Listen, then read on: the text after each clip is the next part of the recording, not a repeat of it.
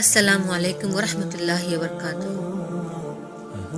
عزیز دوستو، آپ کو بتا دیں کہ کربلا کی جو جنگ ہوئی تھی یہ یزید اور امام حسین کے درمیان نہیں تھی، بلکہ یہ حسینیت اور یزیدیت کے درمیان کی لڑائی تھی، کیونکہ اگر دو لوگوں کے بیچ کی لڑائی ہوتی تو یزید جیت گیا تھا۔ یہ سبھی کو پتا ہے، امام حسین شہید ہو گئے تھے اور یزید تخت تاج پر قابض ہو گیا تھا، مگر یہ لڑائی نظریت کی تھی، اسی لیے یزیدیت ہار گئی اور حسینیت آج بھی زندہ ہے۔ ساتھ ہی اس لڑائی کے ساتھ یزیدیت کا جنازہ نکل گیا۔ وہ تخت تاج جس کے لیے یزید نے اتنا کچھ کیا تھا، اس تخت پر اس کے اپنے بیٹے نے ہی تھوکا تھا۔ یزید کون تھا، کیسے مارا اور کس نے مارا اسے؟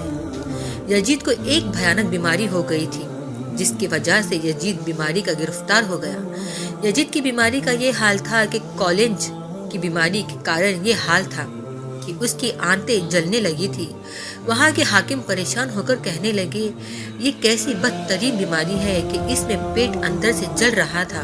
اس بیماری کے کارن یزید کو اتنی پیاس لگتی تھی کہ وہ پانی کے لیے ترستا تھا، لیکن جب یزید پانی پیتا تو وہی پانی یزید کے پیٹ میں جلتا تھا۔ اس وجہ سے یزید اپنا سر پیٹتا رہتا تھا اور اس کے محل کے لوگ یزید کو دیکھ کر یہ کہتے تھے کہ یہ عذاب حسن ابن علی کو پیاسا رکھنے کی بدولت ہے۔ یزید وقت کا بادشاہ ہونے کے بعد بھی پانی کی ایک ایک بوند کے لیے ترستا تھا۔ جب یزید اپنی بیماری کی انتہا کو پہنچ گیا تو اپنے بیٹے کو بلا کر کہا کہ بیٹا، میرا اب کچھ بھروسہ نہیں ہے، مجھے موت کبھی بھی آ سکتی ہے، اسی لیے اب تو میرے تخت کو سنبھال، یعنی اب تو میرے تخت پر بیٹھ جا۔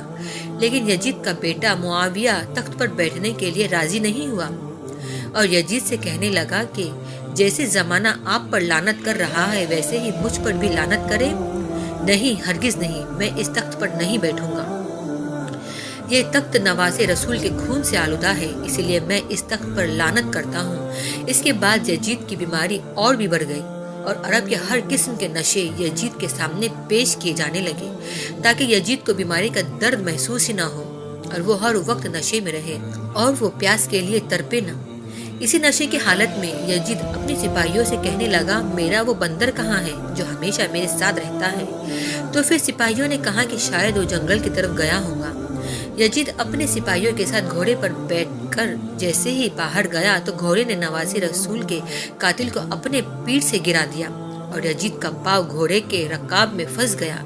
وہ گھوڑا دوڑتا رہا اور یزید زمین پر گرتے ہوئے اس کا سر ایک پتھر سے جا ٹکرایا، مگر وہ گھوڑا نہ رکا، یہاں تک کہ یزید کا پورا جسم خون سے لت پت ہو گیا۔ یزید کی فوج نے جب یزید کی لاش کو دیکھا تو وہ کہنے لگے، حسین ابن علی کے خون کی یہی سزا ہے۔